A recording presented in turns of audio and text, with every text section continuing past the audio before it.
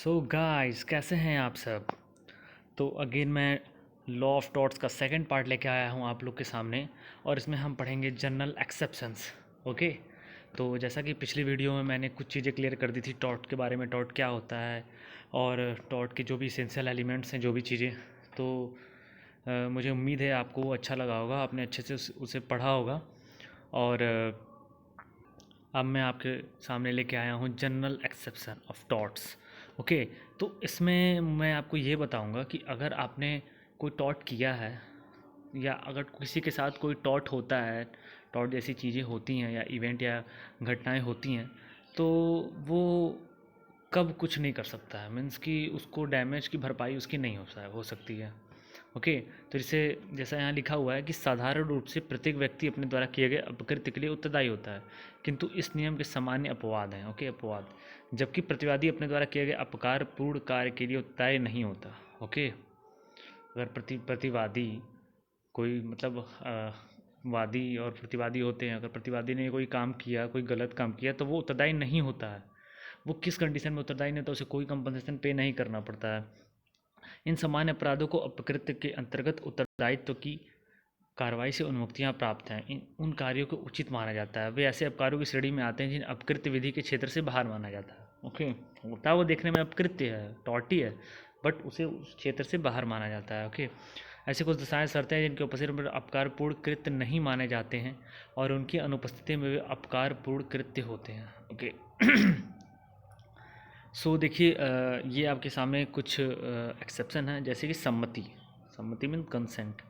Okay. दैवकृत जिसको बोलते हैं एक्ट ऑफ गॉड। नेक्स्ट है भूल, मिस्टेक। आवश्यकता। आवश्यकता आपको मैंने नेसेसिटी, जो मैंने आपको आईपीसी में भी पढ़ाई थी। फिर व्यक्तित्व प्रतिरक्षा, जो आपका सेल्फ डिफेंस जिसे बोलते हैं। फिर संवैधानिक प्राधिकार, जो है आपका, जो आपकी स्टेटरी जो भी आपको अधिकार प्राप्त हैं। और अनिवार्य दुर्घटनाएं या असंभावी दुर्घटनाएं, इमिटेबल एक्सीडेंट जिसको बोलते हैं जिन्हें रोका नहीं जा सकता है। ओके। तो इसे हम एक एक करके पढ़ते हैं। पहले आप सम्मति पढ़ते हैं। ठीक है। ठीक है गाइस।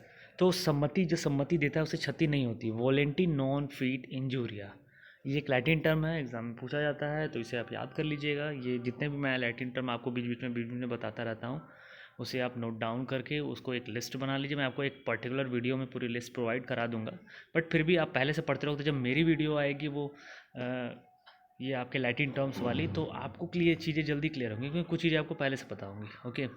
तो वॉलंटी नॉट फिट इंजूरिया का मतलब होता है जो सम्मति देता है उसे क्षति नहीं होती। अगर मैंने कहा तुम मुझे मारो और अब तुमने मुझे मारा, मतलब थोड़ा बहुत मारा, जिससे मैंने बोला मुझे मारो, तो अब मैं नहीं कहूँगा यार देखो मुझे मार दिया। या मैंने कहा चलो ठीक है यार, चलो आज मुक्केबाजी वाला गेम खेलते हैं, और तुमने और मुक्केबाजी वाला गेम खेलते हैं तुम्हारे साथ, और मैंने तुमसे ही बोला कि चलो ठीक है हम लोग गेम खेलते हैं, और गेम में ही मुझे चोट लग गई, तो मैंने कहा तुमने मुझे मार दिया। ऐसा नहीं हो सकता है। मैंने अगर सम्मति दी है तो वो क्षति नहीं कह जाती है। सम्मति के प्रतिवाद का अर्थ यह होता है कि वादी ने जोखिम को अंगीकार कर लिया है, मतलब उसे एक्सेप्ट कर लिया है। अगर मुक्केबाजी वो करने जा रहा है तो उसे पता है कि मुक्केबाजी में चोट लग सकती है।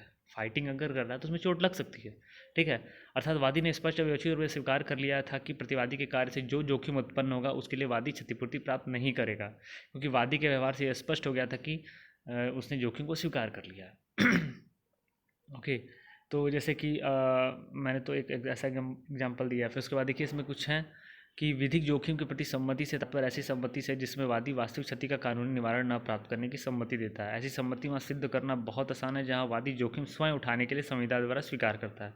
आपने कॉन्ट्रैक्ट साइन किया, जैसे कि आपने WWE देखा होगा, उसमें कॉन्ट्रैक्ट साइन होता है ना, लड़ाई से पहले कॉन्ट्रैक्ट साइन होता है कि उसमें किसी को भी चोट लगेगी तो उसको कोई भी कंपनसेशन या फिर डैमेजेस नहीं मांग सकता है, क्योंकि उसे सम्मति दी है। वॉलेंटी नॉन फिट इंजूरिया, आशय युक्त अपकृत्यों पर आधारित किए गए कृत्यों में वादी की सम्मति का निष्कर्ष निकला। जैसे शल्य चिकित्सक बॉक्सिंग मैच, अब डॉक्टर के पास गए, इंजरी हो गई है, चोट लग गई है पहले की, डॉक्टर के पास गए, डॉक्टर बोला कि इसे इलाज करना पड़ेगा, ये करना पड़ेगा। मीन्स अगर डॉक्टर इलाज करता है तो उसमें दर्द होता है आपको, या कुछ कट का निशान लगता है, ऑपरेशन होता है तो कट का निशान, तो आप कहोगे नहीं उसने मुझे काट दिया, तो आपने तो सम्मति दी थी ना कि मेरा इलाज करो, तो इलाज के लिए उसने ऐसा किया।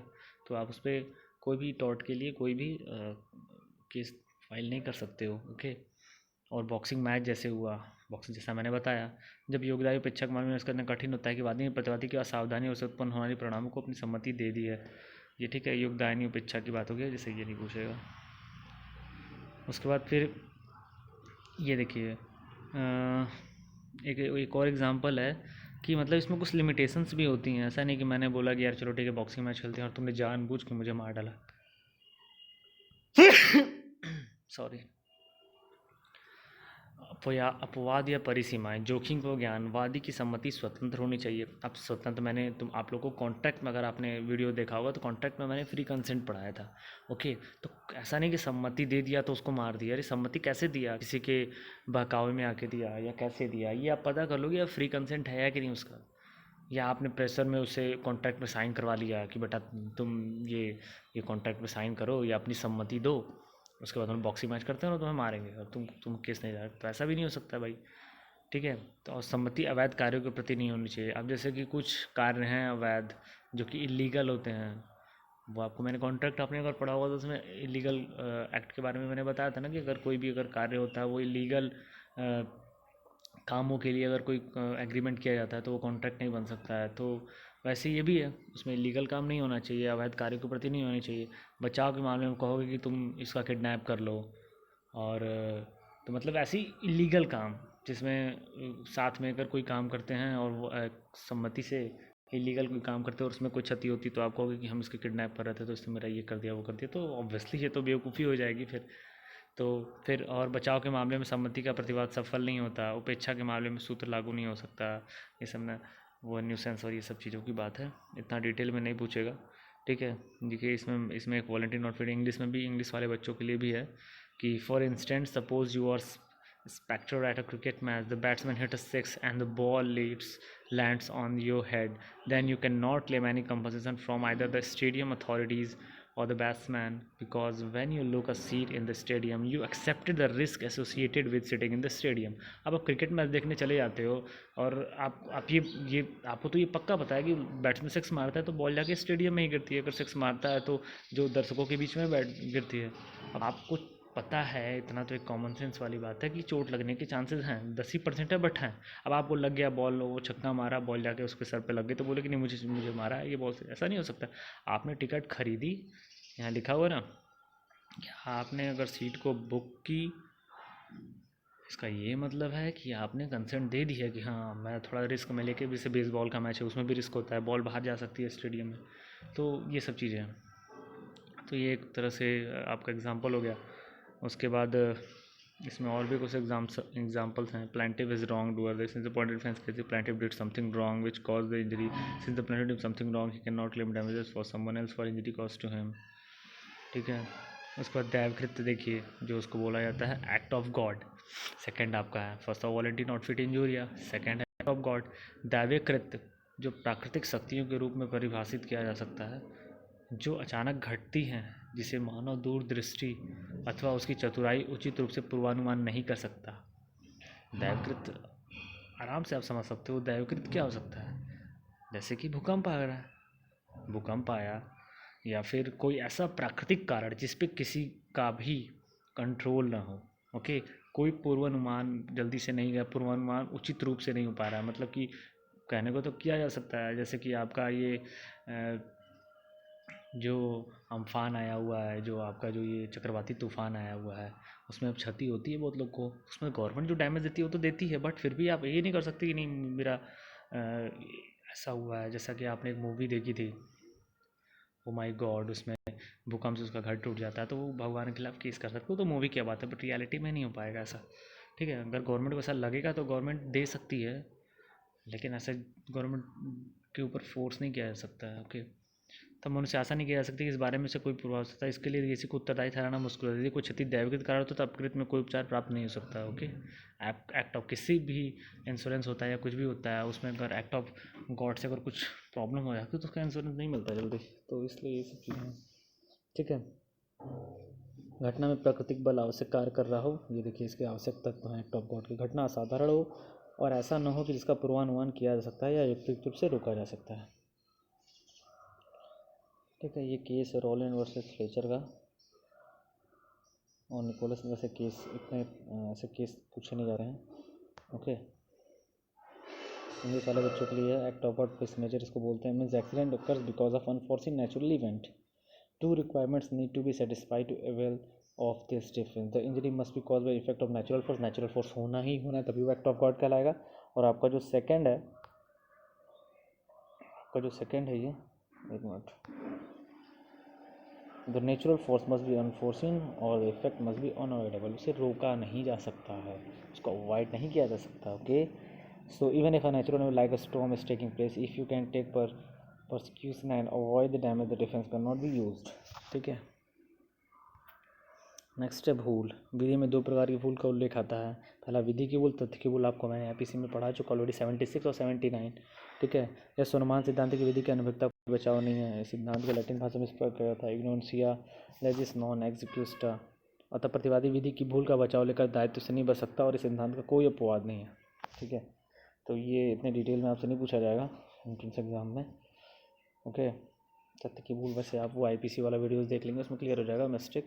बट आप ये याद रखो कि हाँ, ये एक्सेप्शन है टॉर्ट का. अगर पूछ सकता है कि टॉर्ट में कि एक्सेप्शन में 4 ऑप्शन दे देगा, उसमें अलग अलग पॉइंट दे देगा और एक मिस्टेक भी दे देगा, तो मिस्टेक टिक कर देना. बाकी एक्ट ऑफ गॉड, मिस्टेक और 3-4 जो भी इसके एक्सेप्शन सब वो सब हों, एक डिफरेंट चीज़ें दी तो डिफरेंट वाला पूछ सकता है, तो डिफरेंट वाले को टिक कर देना. तो आपको ये पूरे पता होना चाहिए कि एक्सेप्शन कितने होते हैं.